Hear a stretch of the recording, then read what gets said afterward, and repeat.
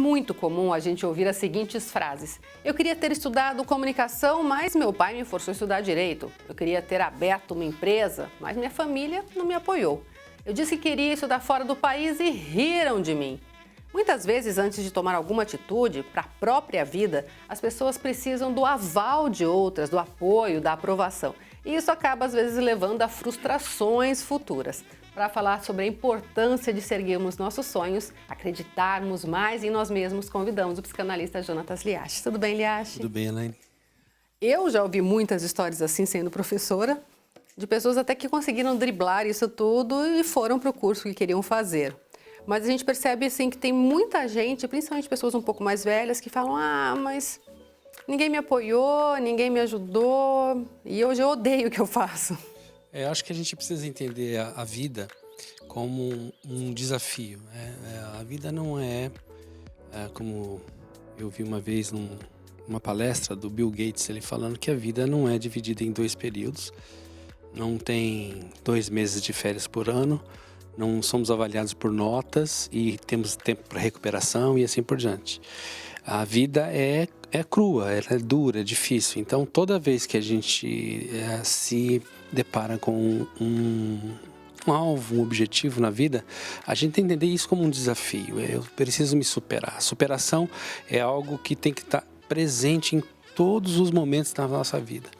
Às vezes a gente se sente preparado, a gente se sente bem emocionalmente, fisicamente, espiritualmente, mas a gente não está muito determinado, a gente não consegue olhar aquilo como um grande desafio a ser vencido. E muitas vezes no primeiro embate, na primeira situação errada que acontece, a gente já recua. Então, o primeiro grande segredo da gente ser positivo, proativo nesses desafios, nesses alvos e demandas da vida, é encará-los como desafio. Tem um texto, eu não me lembro a autoria, mas é de uma enfermeira que dizia que o que ela mais ouvia no leito de morte eram pessoas que diziam: deveria ter feito tal coisa. Né? A música do Titãs, né? Eu seria diferente se eu tivesse noção do significado da vida. Agora, as oportunidades, elas nunca vão cessar. Eu acho que as pessoas ficam se limitando e esse vitimismo complica, é um agente complicador.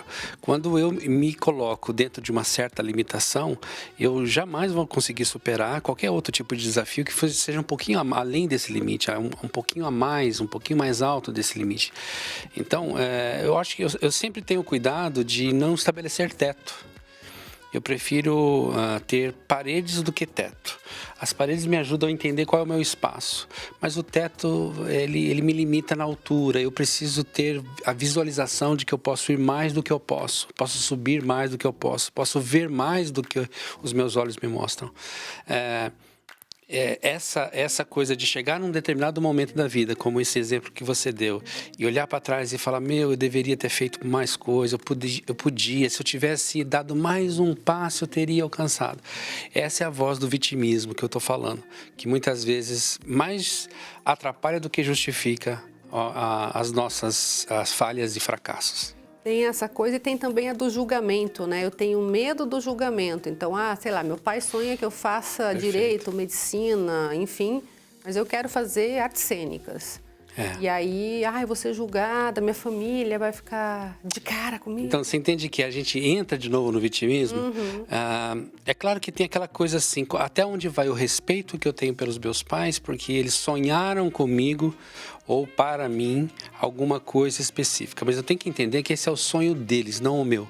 E se há um respeito nessa relação familiar entre pais e filhos, então eu vou conseguir colocar o meu sonho, né? O menino chega pro pai no final do ensino médio e fala: já sei o que eu vou fazer na faculdade. Aí o pai olha para ele e fala: puxa vida, eu investi tanto nesse menino, as melhores escolas, tanta coisa, transporte, agora ele vai avançar na vida e vai prosperar e vai escolher uma boa profissão. Aí o pai vira pro filho e pergunta assim: tá, filho, o que você escolheu fazer na faculdade? Aí ele fala assim: filosofia. Aí o pai olha assim, mas ele pensava em medicina ou algum desses cursos mais, né, que pelo menos aparentemente dão um retorno maior. Aí ele fala: mas o que o filósofo faz, filho? Aí o filho vira para ele e fala: filosofa. Então, esses desencaixes, muitas vezes, qual é o objetivo da vida? O objetivo desse filho é ser feliz com aquilo que ele gosta, ou o objetivo é do pai para que ele reproduza um retorno de todo o investimento na sua vida?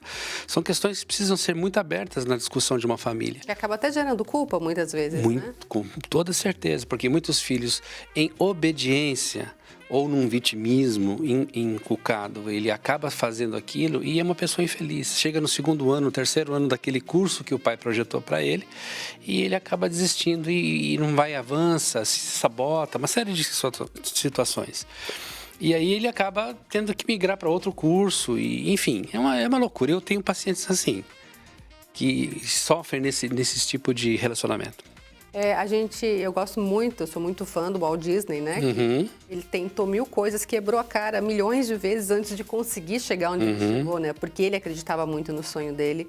E as pessoas riam quando ele falava, né? Então, assim, o que a gente pode deixar de dica para as pessoas, Liache, para quando as pessoas ouvirem o coração e tiverem um desejo muito grande, para que elas sigam firmes nesse desejo, nesse projeto de vida? Você falou de sonho. Eu acho que o sonho é só um esboço desse lugar onde eu quero chegar. Ainda que eu não saiba exatamente onde chegar, mas eu preciso ter esse esboço. Você tem toda a razão. O Walt Disney sonhava.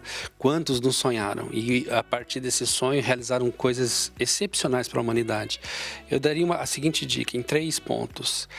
Primeiro, eu preciso ter coragem. Né? Então, o sonho é o esboço. Então, eu quero caminhar nessa direção.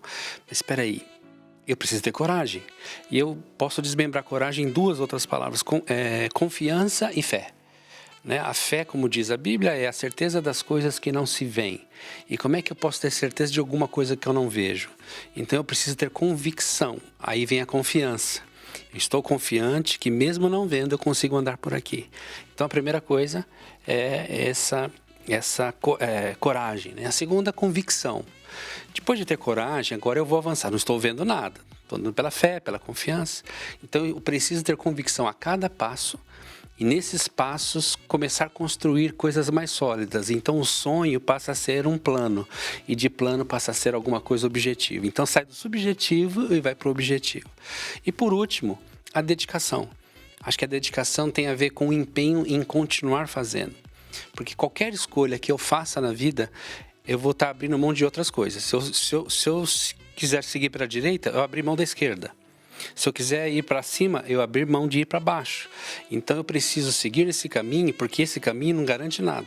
Então, eu vou ter problema na direita, vou ter problema para cima, mas eu preciso vencê-los e a cada dia e continuar andando. Porque tem gente que na primeira virada, na primeira escolha, deu alguma coisa errada que ela faz, eu deveria ter ido para a esquerda, eu deveria ter ido para baixo. Não, eu tenho que continuar. Então aí vem a dedicação. Eu vou transformar cada um desses fracassos em alguma motivação maior para eu continuar andando e transformar esse sonho em algo real. Porque a vida é assim, né? É assim. Sempre vai ter problema. Não vai mudar nada. Exatamente. Muito obrigada, Liache, Eu pela que agradeço. participação.